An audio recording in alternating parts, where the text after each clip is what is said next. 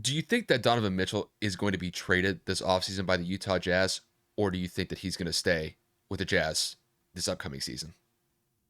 I think he definitely gets traded. I know that I stated a couple weeks ago when we made our predictions on whether or not Rudy or Donovan would go first. I had stated that Utah is probably in rebuild mode, especially after their head coach had retired. And now, as the offseason progresses and all of these other free agents have moved on, and obviously there's even more rumors that Mike Conley might get traded, it's just a matter of, I believe, they're looking to offload contracts. They're looking to rebuild. And I just believe that it fits the bill for what is going on right now in the NBA.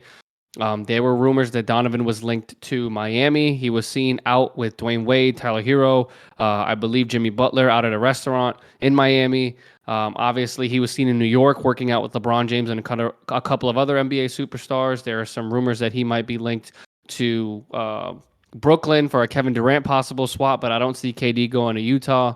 But it's just weird that Utah went from we're not trading our best player. A month and a half later goes by. We're going to start listening to offers. I don't necessarily know where he's going to go. It's not like the Kevin Durant situation where we have favorites and projected landing spots and all of these different things that you can make assumptions for and put theses together. But I personally believe that Donovan Mitchell will not be on the roster for the Utah Jazz come October.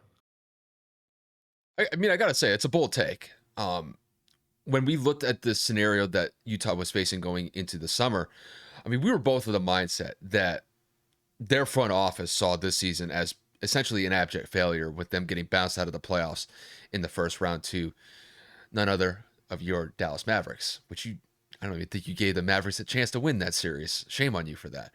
But Happens. overall, I thought with the pieces that Utah had that they would still be a competitive force in the Western Conference. But with Rudy Gobert gone and now potentially Donovan Mitchell on the way out, Kevin, it's hard for me to kind of go against the point that you made in saying that it looks like Utah might be in a rebuild mode here. But I'm going to take the opposite position. And I think that despite all the rumors that are flying around right now, I think Donovan is going to stay. And it's simply because of this.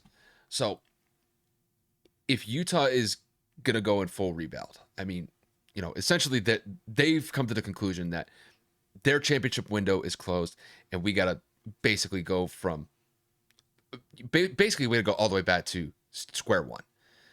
I don't know if they're at that point yet. I understand that they may be listening to trade offers for Donovan, but I think they may run into a situation that the Nets are running into right now.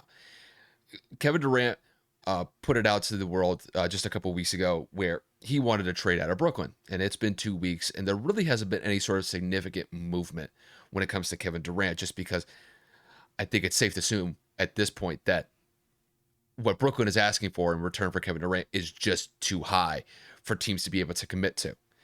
And I think when I look at the potential situation that Utah is going through right now with Donovan Mitchell, I mean, Donovan Mitchell is one of the most dynamic players in the NBA right now. Granted, I know it hasn't translated into playoff success, but that doesn't mean that he isn't nice. Donovan Mitchell is one of the best players who's still relatively young and has a huge upside for the next 4 to 5 years. I mean, he's a phenomenal player.